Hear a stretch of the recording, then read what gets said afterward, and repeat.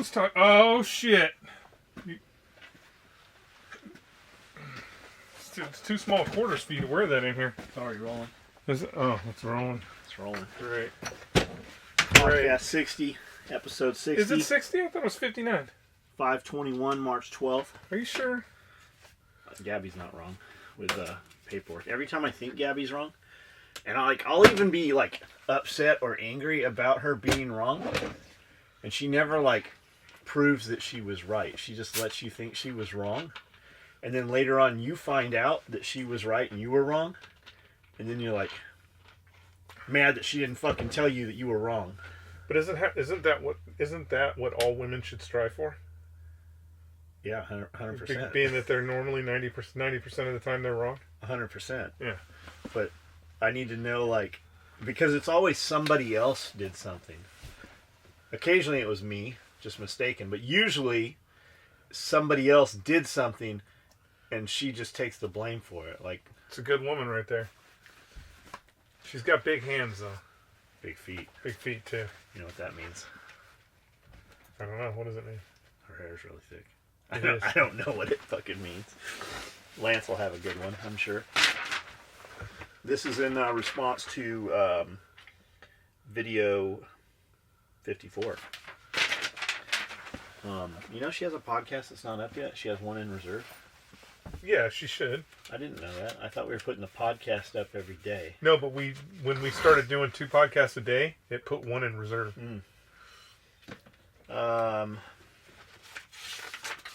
I printed this and it didn't enlarge it somehow. Uh-oh. No, I'm enlarged now.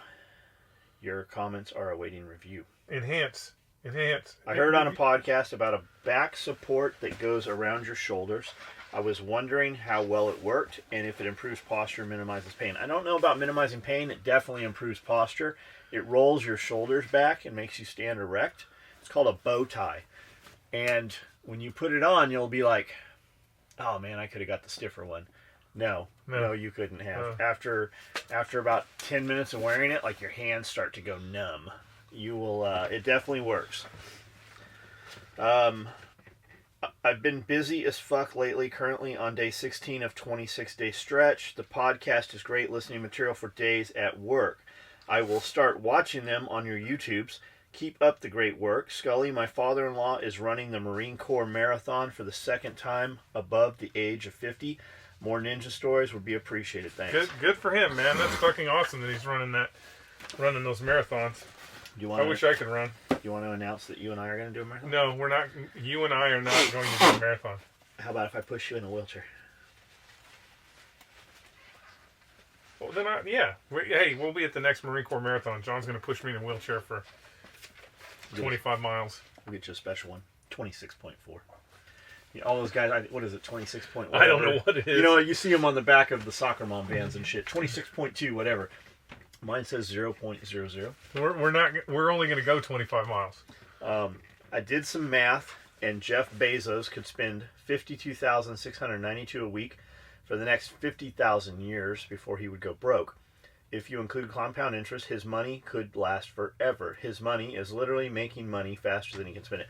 Now, it depends. Is that his money, though? Like, when people talk about my money, it's not all my money. Most of it, if you're smart, like, and I meant to bring that up yesterday on the podcast, as a matter of fact. If you have any kind of money, like if you have money coming in, you should have some kind of business, a farm, something, because there's so much shit you could fucking write off and money that you wouldn't have to pay double taxes on. Like, people don't realize that in a corporation, depending on the structure, every dollar the corporation makes gets taxed, and then every dollar at the end of the spending cycle, that billing cycle, the tax period, that money doesn't just sit in that account. That money has to pass to the shareholder or the owner or whoever has the shares, and then gets taxed again. That money you can't just leave it within the business. Like, at the end of that fucking tax period, that gets passed on. And like, when you hear 49% tax bracket, that's me. Like, so your goal, if you're making any kind of money, have a fucking business, because then that stuff doesn't get taxed. You can sow a loss for several years. I mean, I talked to a tax lawyer about it, but That's the deal. So that money you're talking about, is that really Bezos's money, or are you talking about money generated I think by it's really Amazon? his money. Really his because money? it's weird. They always talk about his money. Jeff, if you're out there and you're listening to the podcast, thanks for listening. If you buy me an M1 Abrams, actually you're going to need to buy me 2 because I'm sure they're going to confiscate one. If you buy me 2 M1 Abrams, I'll leave one here, and then I will go to that dude's house that put your dick pics out there, and I will drive circles around his house until you order me to drive through his house. So just think about that. You could buy an M1 Abrams and not even know that you bought one. And don't send your dick pics to dudes. Yeah, stop That's sending probably how dick it pics to happens. dudes. Stop sending dick pics to dudes. Gentlemen, great podcast. And don't send them to kids' phones by accident either. That's probably not a good idea. That's not a good idea either. Gentlemen, great podcast as always. I'm taking back to episode 17 when talking about seeing things in the shop when by yourself. Do you guys have any good ghost or supernatural stories to tell? We just talked about this yesterday, which did. is crazy. But we talked about any recent. You started having apparitions once you started bringing all the antiques in. Yeah. Yeah. He brought a ghost in here. For sure. It's a lazy ghost, but he brought one in. 100%. We were talking. We talked about that in depth yesterday. Was that on video? We didn't really talk. I think it was when I was it talking was on about video. the Yeah, door we slamming closed. Yeah, the and door shit. slam. That was this podcast yesterday.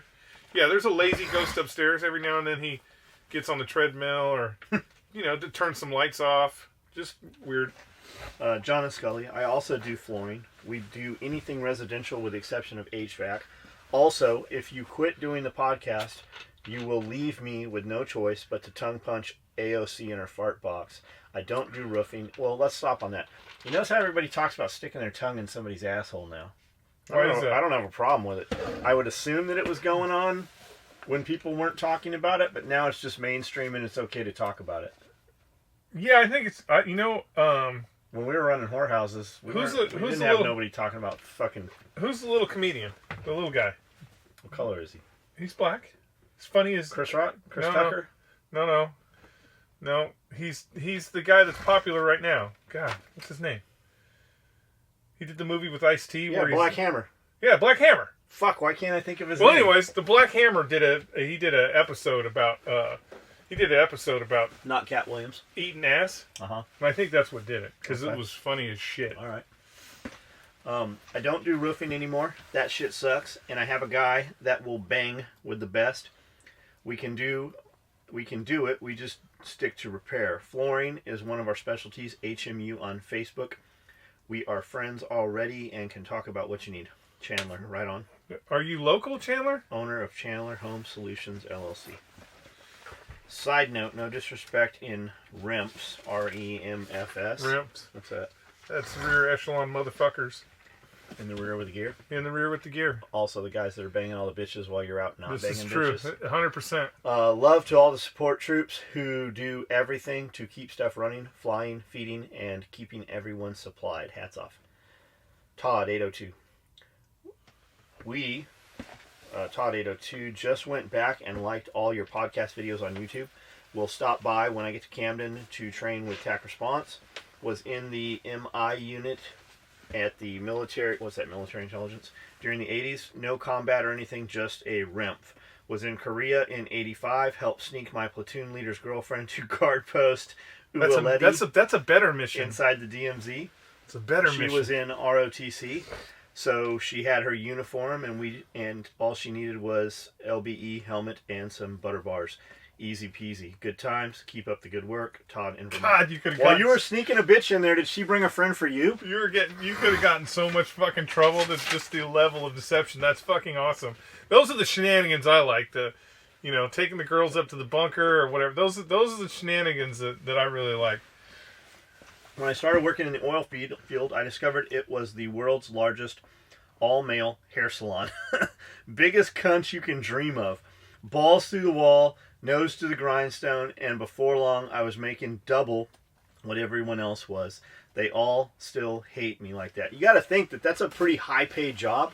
Yeah. So guys get in there to do that high-paid job, and probably that job is paying them more than they've ever made. They become comfortable. Comfortable is complacency. Complacency causes fucking everything to fucking collapse. You will go nowhere in life being complacent. I don't know about that though, because man, you think about it. What I think he's talking about though is those dudes are making a little bit of money. They're not doing overtime. Oh yeah, they're not trying to be the fucking dude that stands out. They're not trying to be the dude that's irreplaceable. When it comes time to layoffs, that's who those guys will be. Yeah, and the one thing too is, especially in that type of environment, the more you're pushing yourself to get the job done and work those hours, the sooner you're going to be the guy that's in charge of that fucking shift. Sooner you're going to be the guy that's fucking telling all the shift leaders what to do. It's people I understand it's hard if you're in a small company, but people recognize that and they will move you up faster. One of my favorite videos was when Babyhead hitchhiked to school. Hope he's doing well. Do you mind elaborating on how he ended up in the Merchant Marines, and could you talk about the Merchant Marines in general? So basically what happens is, when you're drinking alone in a bar, the Merchant Marines send a couple of ruffians into the bar. Called getting shanghaied. Yep. They get you really drunk. Babyhead has a high tolerance now. He has a high tolerance for alcohol. Especially with the tattoos. Yeah, especially when with he started getting all the tattoos, it really fucking raised his alcohol tolerance. So I believe one of the Merchant Marines actually got drunk before Babyhead, but then the other guy was able to get Babyhead and stuff him in a potato sack. They just put you on the boat, and when you wake up the next morning, you're already out to sea. There's nothing you can do about it. Yeah, and those tall sailboats, the tall ships. The tall ships, they don't come in very often. Yeah, they creak and it's weird.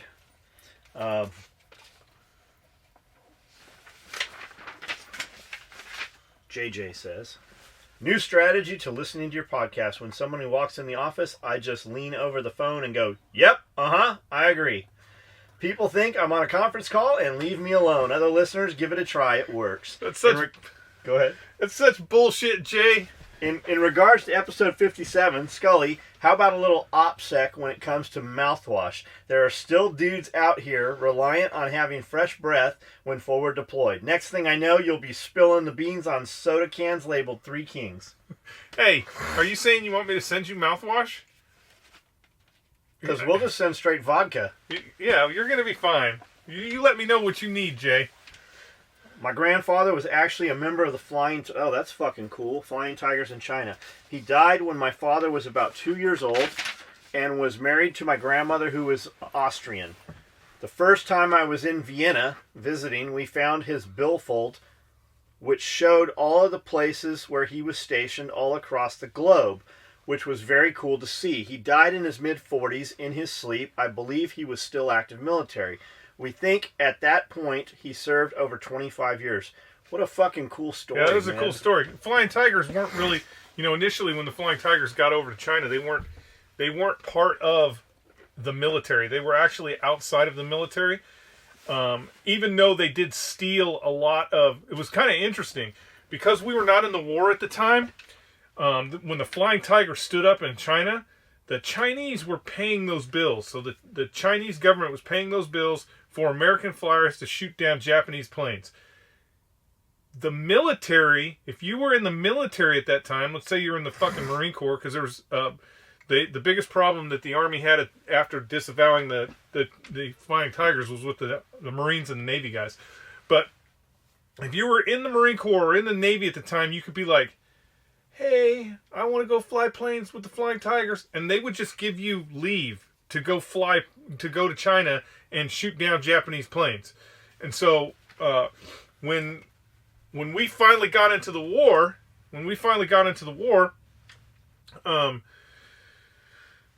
the regular military, so the Army, by the time the Army got involved, the regular military was like, fuck the Flying Tigers. Those guys are cowboys. We can't have them over here shooting down all these Japanese planes and making us look bad. So they really wanted to fucking get the Flying Tigers dissolved. It took a while, but they eventually got them dissolved. And the big thing that the Army wanted, because, the Army just stood up the Army Air Corps, is they wanted all those pilots. They basically wanted all the pilots to cross-deck and become Army Air Corps pilots. Well, the Marine Corps and the Navy guys were like, fuck you, we don't want to be in the damn Army. And so the Army Air Corps said, they came in, the general who was in charge of that area, he came in and he was like, well, fuck you. What we'll do is we will discharge you from the service, and then you'll have to go back to the United States and see how you do in the draft. Maybe you'll get drafted in that service, maybe you won't. So they were playing hardball with them, but the Marines and the Navy guys were like, you know what? Fuck you anyways. We're going home. And as soon as they went home, the Navy was like, hey, Navy guys, come on. Marine Corps was like, Marine Corps guys, come on. You just come over here and get in this plane. So Same it all worked out. Totally different equipment. The P-40s at the time we entered World War II, the P-40 would be considered substandard. I mean, you wouldn't did it have an advantage over the Japanese planes it was shooting down? Initially it did. Did Initially, the Japanese shoot any of them down? Oh yeah, they killed a lot of them. They killed a lot of them. Were they doing that kamikaze shit? Not at that time. They didn't start doing the kamikaze shit till they lost the war, or till they were really losing the war. Was the book related to the Industrial Revolution called The Jungle? Sounds familiar. Yes, it is. I believe it is The Jungle. Chris Cliff says, thanks, dudes. Chris Cliff also says, I just work for him, and he stays on me, but I got enough advice to make a decision. It's time for a change. I don't know what he's talking about. I don't know either. Reef Kennedy. And the father topic. When I moved out of my parents' house at 19, I left walking with the clothes I had on my back and $400 in my pocket. 3 days later, I had acquired a full wardrobe, signed a lease on my first house, and was driving a Mercedes-Benz. So you're selling drugs? How the fuck did that? Prostitution. Male prostitute. Got it. It's all about the proper motivation. My father and I didn't speak for almost 2 years, and after that, 15 years later, we have an almost healthy relationship. You just need to get away from his authority, and shit will get better. Maybe. Yeah, maybe not. You never know. I mean, but a lot of times it's just you two not seeing eye to eye. So you kind of that separation. Depending on how long that separation, a lot of that stuff can just not exist anymore. You'd be amazed if you sit down with somebody and you're like, why are you angry at me?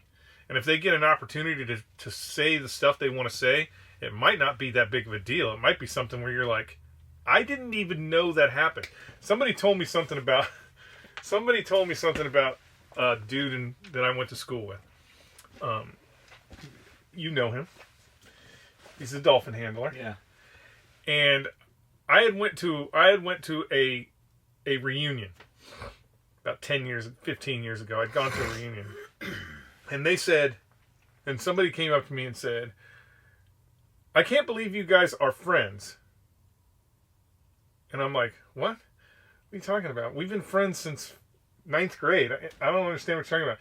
And they were like, you guys were so fucking mean to Richard.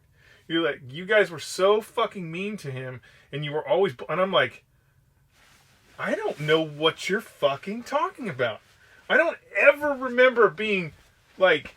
Maybe physically mean to him. Maybe that toughened him up enough to fucking be a real dude and do some real shit. I don't know. I mean, we used to do crazy shit when we were kids. Like, I was going 10 miles from home out in the woods in Santee and fucking living out in the woods for every goddamn weekend. And Rich would come with us, and I'm like, man, I actually feel like I should sit down with him and go, do you feel like that I was abusing you when you were in high school? But, like, we're still friends today. Every now and then he'll send me out, a message about his kids or his wife. And so it's just one of those things. Didn't he marry a Russian chick? Yes, he married a Russian chick. Didn't he almost lose his clearances over there? Almost lost his security clearance. It was a big fucking deal.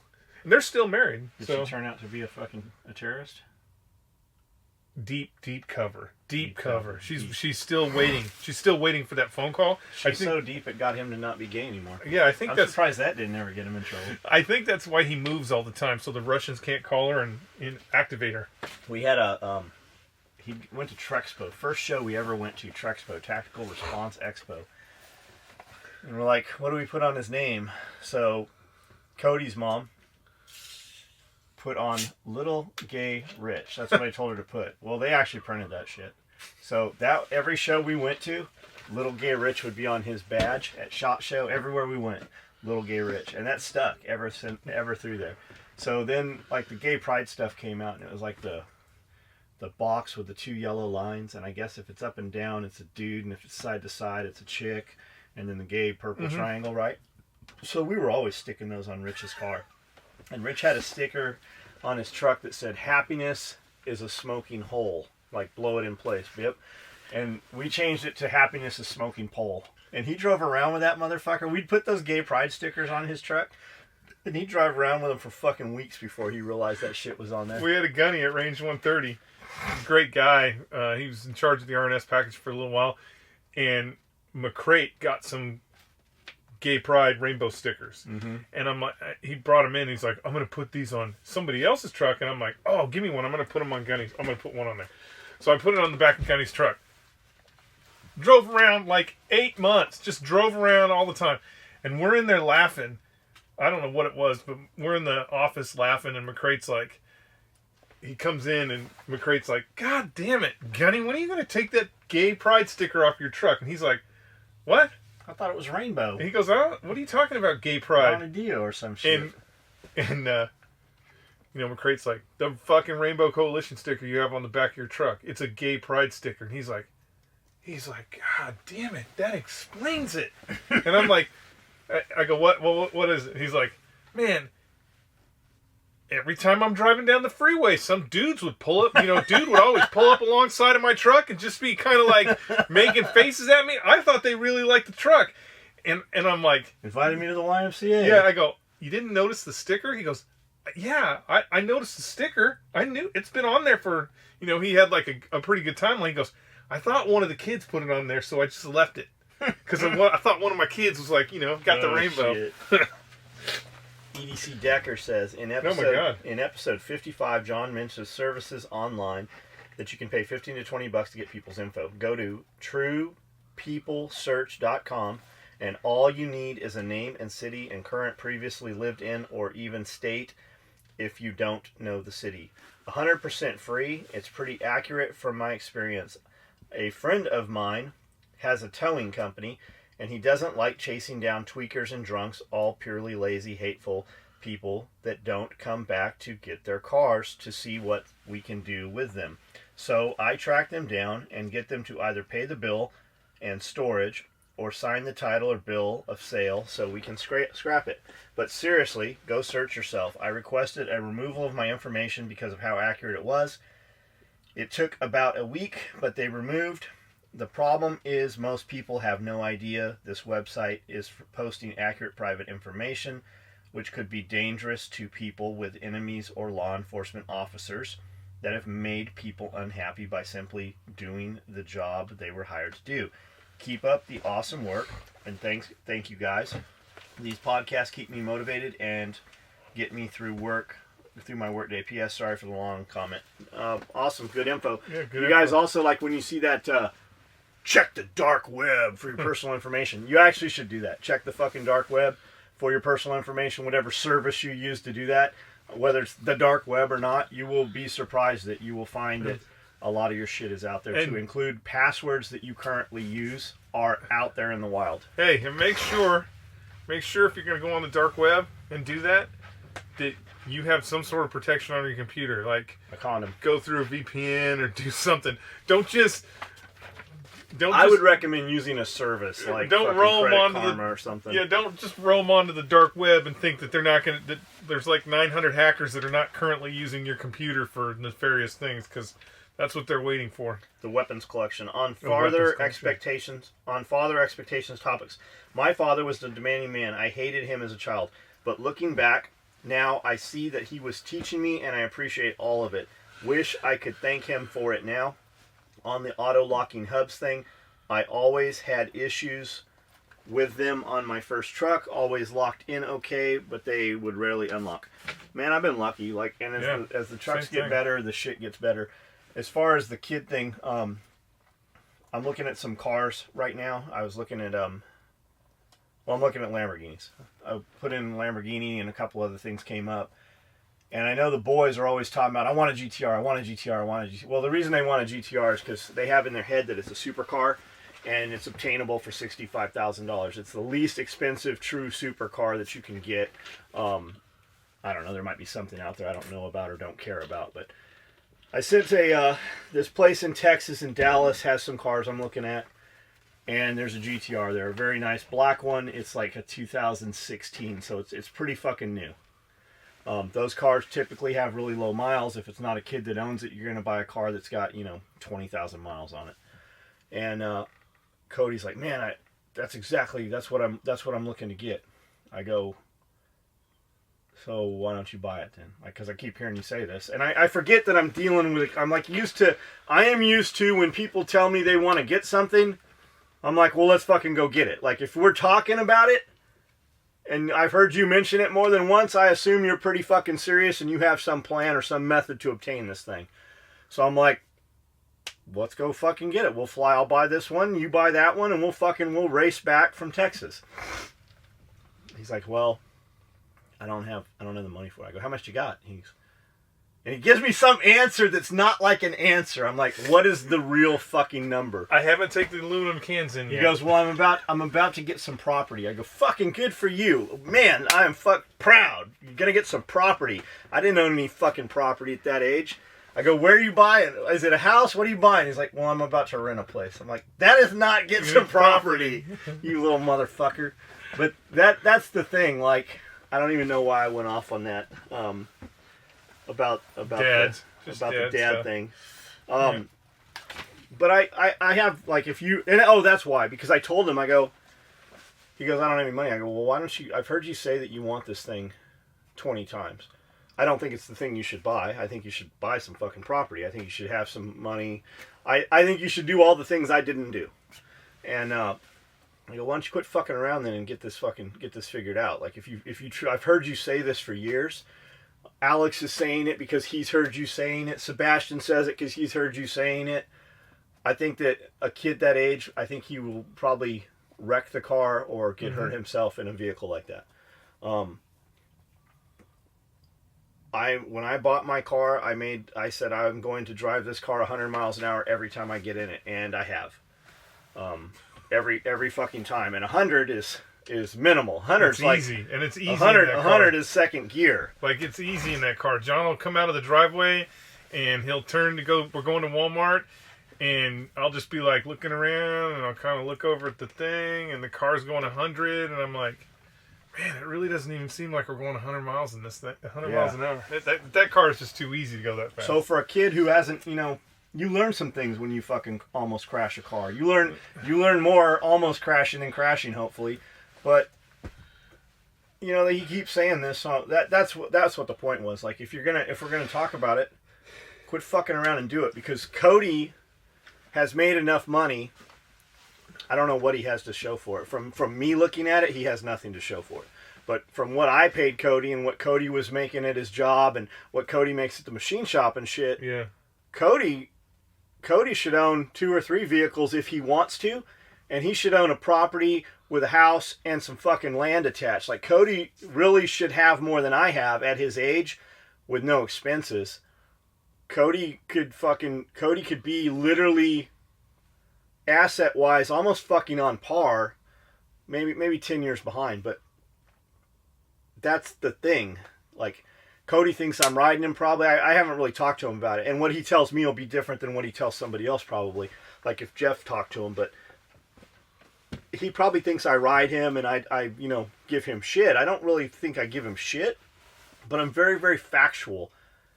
If you have a conversation with me, I think you will fucking pretty well always know exactly what I think. And if you don't know, you're fucking straight fucking retarded. Or wearing a red shirt. You don't wear red shirts. Or I don't know. What do you think? About Cody? No, about me. Like, if I'm talking to somebody, people generally know what it is, I think. Yeah, you're pretty straightforward. There's no innuendo about it. You're pretty straightforward. What about Cody? As far as him knowing what you think? Yeah. Yeah, I think he does. It's just one of those things. He's, the problem with comfortable. I don't know if Cody's comfortable. True. I mean, the problem with being 18, or what is he, 20 now? Mm-hmm. The problem with being that young is nothing anybody older says to you wish I could just... makes any... It doesn't... It's not... You want to run as far away from what older people are telling you to do. So... At what point did that change for you? I don't think it changed for me till I was fucking 40, man. This is my... what is it? You are not an adult. I think I was self-made, 100%. But had I fucking started listening to what older people were telling me at like 30, fuck, imagine where we'd be right now. I always say you're not an adult. If your parents are paying any of your bills... 100, yeah. If your parents are paying any of your bills, you're still not an adult. If you live at home, you're not an adult. And my thing was, I would say, I was not a true adult until I bought the house in Temecula. Because, you know, those 15 years in the Marine Corps, the reality is, I would still go home on the weekends. You know, when I would deploy, all my stuff went into Mom's garage. Right. I was still relying heavily on the graciousness of my mother. Now, I bought 4 vehicles. You know, prior to that, that was the one good thing. Like, my mom didn't have a lot of money. She worked 2 jobs, and the interesting thing about my mother is, I knew she worked hard, but I didn't know how hard she worked. That she kind of kept all that. I don't want to say she kept it all secret, but it was secret enough where I feel like I grew up pretty sheltered from the want. 100%. Now, I didn't, as a kid, you know, you think about when I grew up, there wasn't no fucking, I think Nintendo was the coolest thing you could get. Atari and Nintendo. Television. And I spent every fucking minute of my life outside. Like, that whole, when the street lights come on, my mom would be outside yelling for me to come home. So, there was never that want, so there was no understanding of no money. The only time I had a want was when I turned 13 and a half or 14, whatever the legal age to drive was back then. I'm like, I'm getting a car. And my mom's like, if you're getting a car, you're getting a job because you're going to need insurance. And if you're going to get a car, you're going to need money to buy that car. So I had to buy the first car, that Datsun B210. Yeah. I had to buy that. And I paid the insurance on it. Like, I didn't get no gas money or nothing. I had to work to. Yeah, I had a shitty job, making $2.25 an hour. It was just enough to pay the insurance and put gas in the car and have a little bit of money left over. I remember putting $3 of gas in a car. Just have a little bit of money left over, enough to go fuck around with the guys or do whatever I was going to do. And man, John will vouch for this. To this day, and I don't know if it's because I bought that car. It was the first car I bought, but to this day, that was still the best car. That is the best car I've ever owned. That Datsun B210, best car. And I got a fucking 1973 Ford Falcon GT Coupe in my garage right now. My Dodge truck. That's the Mad Max car for you guys that don't know. My Dodge truck is fucking phenomenal. It's great, but doesn't your Mad Max car have fucking 55-gallon drums cut in? No, I don't have. You didn't buy that. You didn't buy that one that was on the corner lot there in Oceanside. Mine is the actual Mad. I like the Mad Max car. I don't like the. Not that I don't like. I just like the original car versus the Beyond Thunderdome or the Road Warrior car. Anyways, you know the car I'm talking about, right? Yeah. Yeah. That thing sat there for years and years and years. I thought you bought that car on the Father Expectation on another awesome podcast in the books, fellas. Hello once again from behind enemy lines. Weather's nice here in Hesperia, California. Man, we used to ride dirt bikes out in Hesperia. But you can't do it anymore. But I'm still, my boy David Domingos, Diamond Dave, posted a video last night. He's like, who knows where this is? I go, man, I was about to tag you, Dave, and I realized you fucking posted it. And I tagged Shannon. It was 905, right there where we used to ride all the time. Palm Avenue and all that shit. Man. Hesperia. Mentioning the weather's nice. It's nice here, too. It's fucking beautiful. Like 70 degrees. Grass is growing everywhere you don't want it to grow right now. There's trees. It's lovely. We have water. Still somehow depressed with living here. can confirm I have not heard anything about door-to-door gun confiscations, just the prohibited person bullshit. I think that's what it is. It's just it's just a prohibitive. But think of it as a warm-up. It's just a prohibitive thing. And like John says, no matter what, it is a warm-up. That's the task force that they will use if they decide they want to go door to door. They're figuring out their problems and how many they're going to lose right now. Yep. How far they can push this before fucking bullets start coming through. And if you're looking for a high-paid job in the Justice Department, they do have openings, by the way. Episode 54, John, your answer. And get the fuck out of California. That's what, like for real. You don't realize how fucked up where you are is until you leave. And when you leave, like you'll be looking around and you'll hear cars come. You'll be opening through the open. It's fucking crazy. When you get to a free place, you're waiting for like the, gotcha, surprise, the trap to spring. And you don't realize how bad it is until you've been gone a few years and you go back to California. You will be like, when I went to California and we went to like all of our stomping grounds. Like we went to fucking Leucadia, Encinitas, La Costa, Del Mar, fucking Carlsbad. I went to the fucking most expensive high-end restaurants that I could never afford to go to when I lived in San Diego. And they're fucking shitholes. I mean, complete fucking trash. We went to the highest end shopping malls they had. We went to Horton Plaza, down by the bay, right by the airport. There's fucking the third floor of that place had knockoff fucking toy stores. Like they had fake Legos.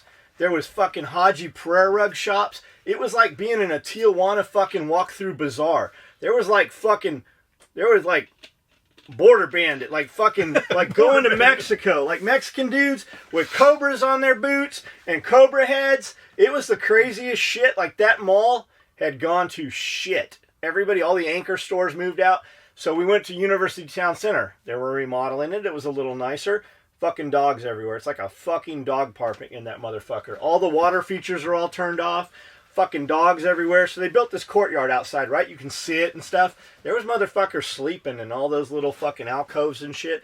They have this place where it's like cabanas, right? I don't know why you'd have that at a mall. At the mall, you're supposed to spend money. But they've drawn all these people in. There were fucking people sleeping in all those fucking cabanas. Just fucking asleep.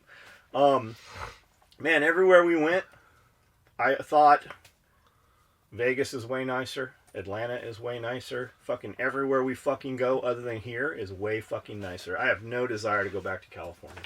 It's definitely interesting. Not to say that there's not, like, there are things here that I see that, like Temecula. So Temecula used to be, you could go to Temecula and buy a really, really fucking nice condo, like beautiful for San Diego, comparison, for 75 grand, 50 grand, 60 grand. I remember several friends. I remember my boy, Mike Carter, telling me when we were, making a little bit of money and stuff, he's like, go buy a condo, man. Go buy a condo.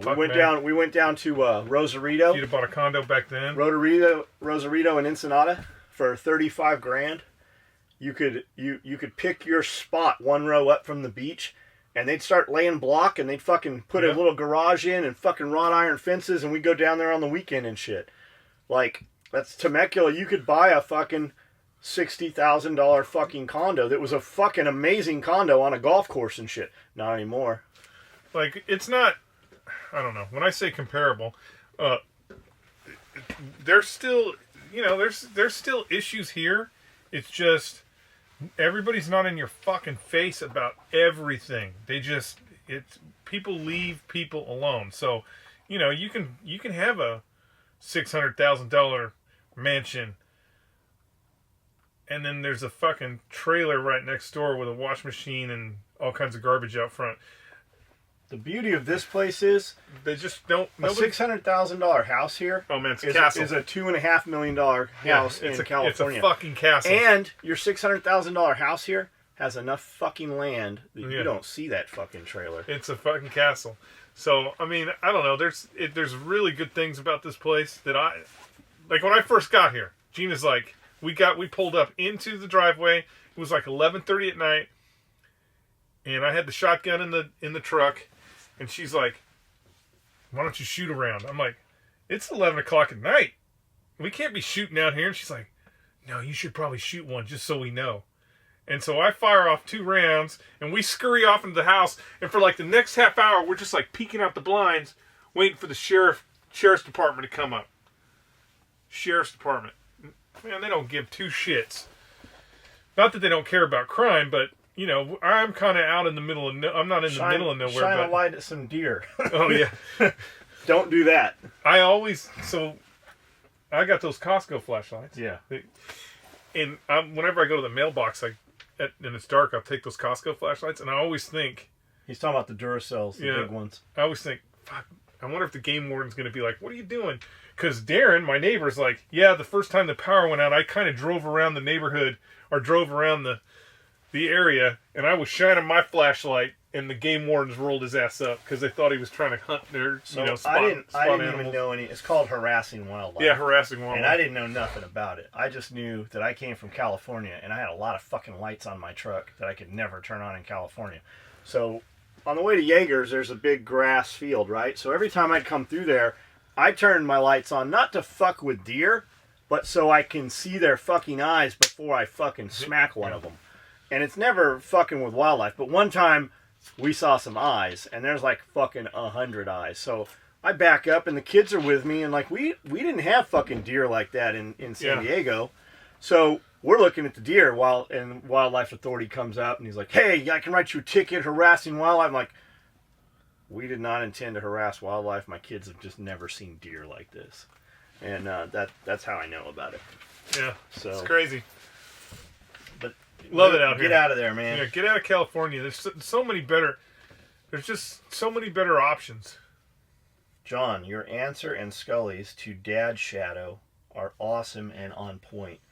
John has taught everyone and spelled out how to grow your business and hashtag into getting internet famous and ahead in business. Paying attention to little details is how you earn old man knowledge. I know, so laugh out loud, but I pick up heavy shit and I make pipe looking like you're drawing. Thanks, John and Skully. I know, so laugh out loud, but pick up heavy shit and make pipe look like you're drawing. I don't get that part. Oh. It's kind of crazy, like, as many people as you're around. Think about people in your life, right? If you are, let's say you're an expert in your field, or you are somebody highly, thought of highly in your industry or whatever. When people are around you and they want to run a business or something, but they don't emulate fucking anything you fucking do. And is that because you're up here and you're kind of like, well, if you fucking do this, or if you do this, or you do this, and they just don't fucking do it? Or maybe it's because you're up here and you just don't see them doing it. But I mean, it's the same fucking people that are always having emergencies. It's the same fucking people always having to sell shit. It's the same people talking about doing business, but it's always the same people. It's the same fucking 5-10 people all the time. But like, we've had so many kids come through here, man. I would hope, because they're right here when we're having conversations. We have these conversations at breakfast. We have these conversations at lunch. We used to record all the videos during lunch. I give them the fucking keys, or at least I think I do. Maybe they're not fucking paying attention or it doesn't register. I would hope that in a few years, when most of them are no longer here, or we fucking run through them, or I finally just had enough of fucking mediocrity that we just fucking cut them loose. I would hope that someplace down the line it fucking clicks. But at what point does that fucking click? And how many does it really click for? I don't know. Yeah, I don't know. And like the red shirt thing, like I have a small group of people when I hear something that really registers. And a lot of it, I think when I hear it, I'm like, fuck, that's exactly what I say every fucking day. Or that's what I do every fucking day. I'll hear a video or something or a podcast. I'll send it to about 20 people. 20 people from all different walks of life. And immediately 5-10 of them will come back with like, man, that sounds like you, or I'm doing that and I've never heard it put that way, or that sounds like so-and-so. But you'll have a couple in the group where you just like fizzle out. You just stop sending it to them because they don't reply, or he doesn't send them to me. They don't fucking act. Well, you won't watch them. They don't act on it. But I got this kid that I sent it to, and the next day he's like, man, that video was fucking awesome. I go, cool, what part stood out? And it's all about using your time, splitting your time. Your work day should be 6-hour days so you can fit 3 days into one 24-hour period is what it's about. Evaluate your time every hour. Did I use my time? How much time am I on social media? Wake up in the morning. Don't use fucking social media for the first 30 minutes to an hour so you're alone with your thoughts. You'll be amazed at how much fucking different your day goes when you don't automatically pick this phone up and have influence from from social media or the news, right? So I send this kid this video. He watches it. He's like, man, that video was awesome. And I've already had a conversation with 20 people about this video. He doesn't say shit till 2 or 3 days later about it. We all generally, I'm like, what did you get from it? And all of us pretty much say about the same thing, but none of us have spoken to each other. They've only all spoken to me. This dude's like, I don't even remember what the fuck he said, but it was some shit. Like, I went back and looked to make sure. I'm like, oh, I must have sent him the wrong link. Like, he must have seen a different video. Nope, he saw the video I sent. He gathered something missed all the fucking points of the video. And when I'm telling Chef about it, Chef's like, don't wear red shirts.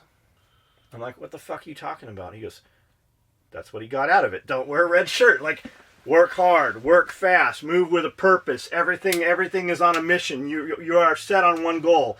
Do the things you least want to do first. The rest of them are easy after that. Work in 6-hour blocks. This dude got don't wear red shirts out of that fucking video. That's what the inside joke's about. Don't wear red shirts. Yeah. I need 2 pistol magazine pouches in Marpat. Any plans to make them? Never. Fire? Never. Will that happen? Send me an email and that's how that'll happen. Yeah, send an email. Send an email and then I'm gonna need some proof of life. We're gonna need a DD214. Yeah, I'm gonna need something. I can't just be letting Marpat slip out to just any regular Joes. Trout Creative had to laugh that when asked what food truck you would open in Camden, you and Skully immediately went to Mexican food.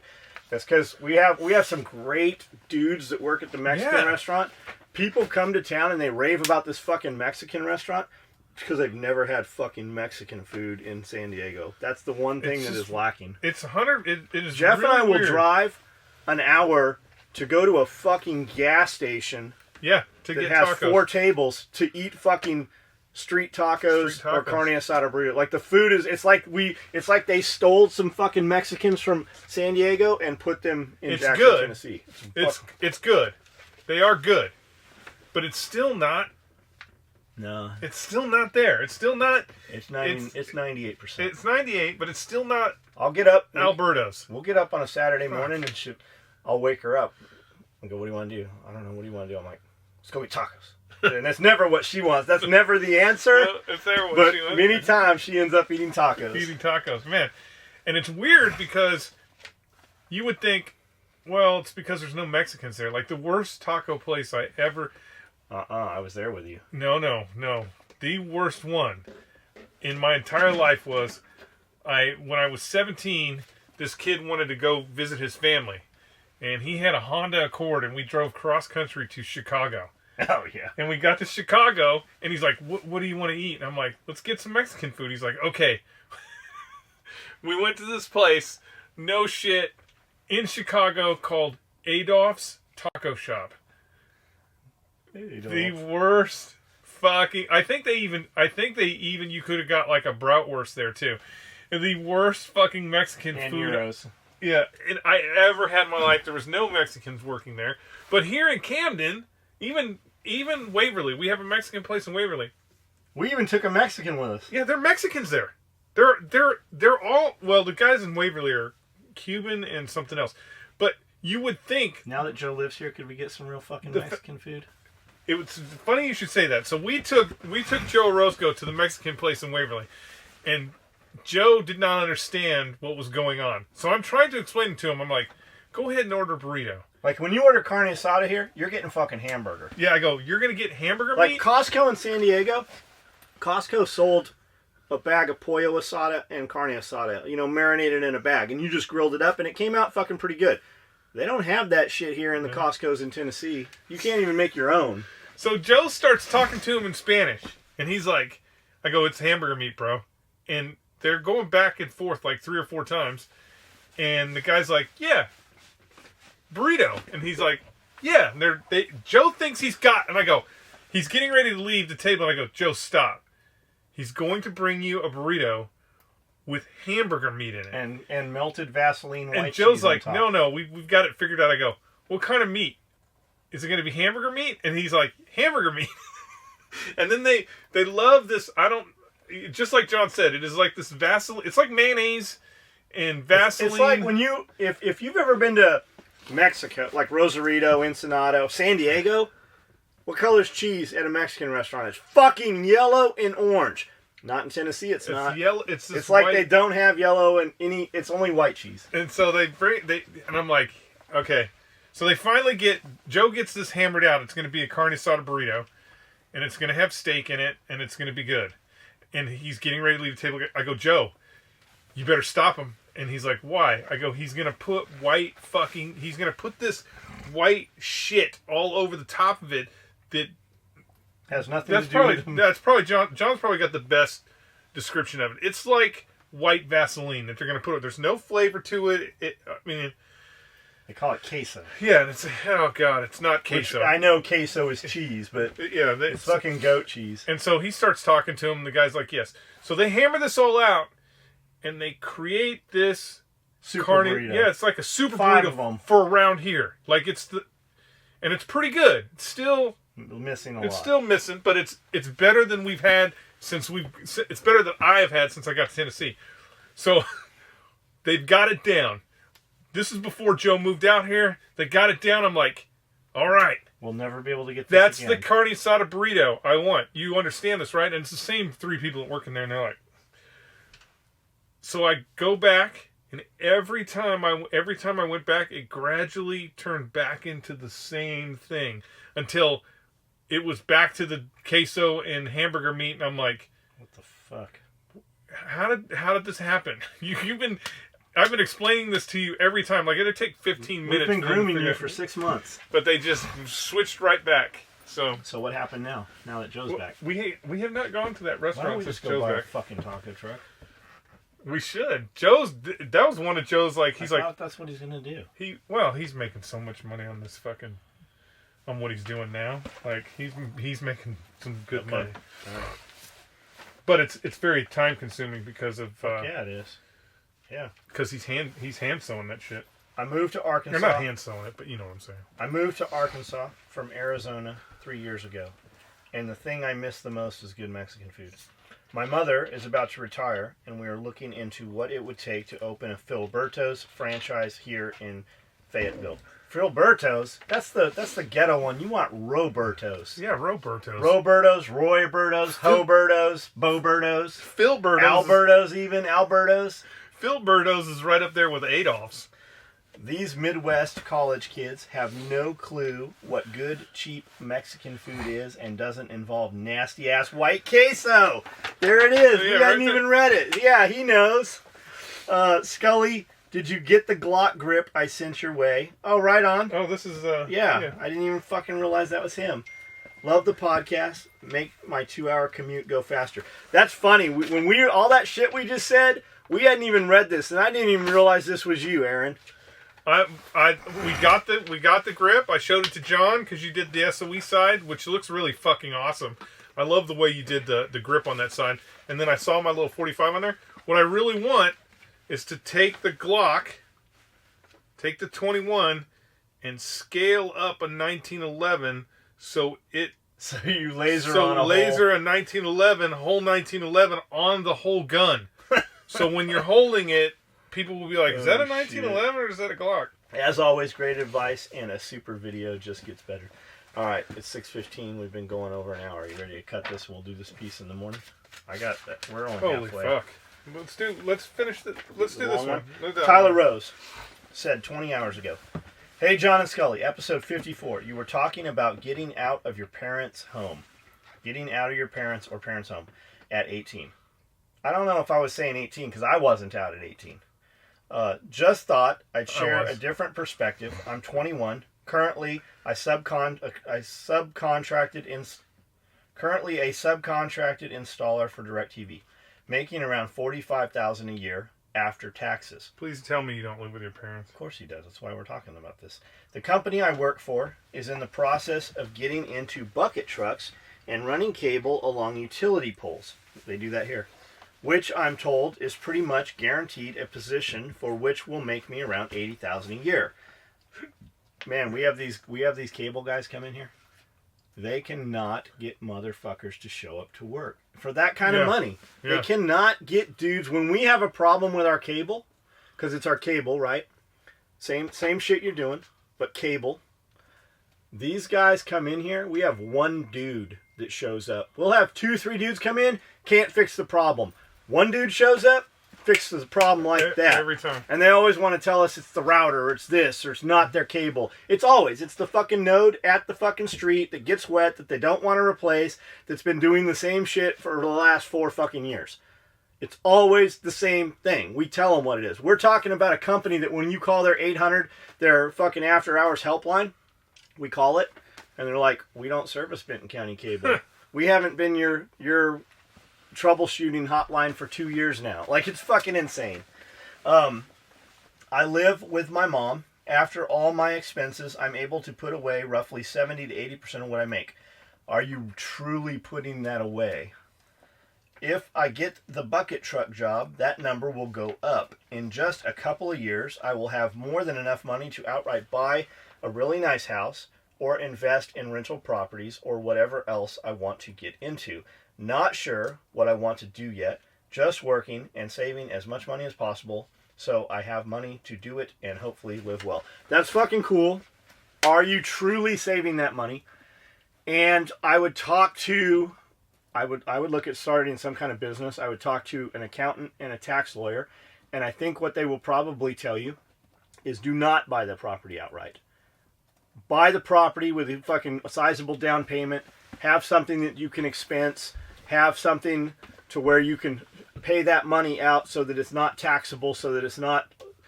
Run it as a corporation is what I'm telling you. Run it as an LLC or some type of corporation, depending where you are.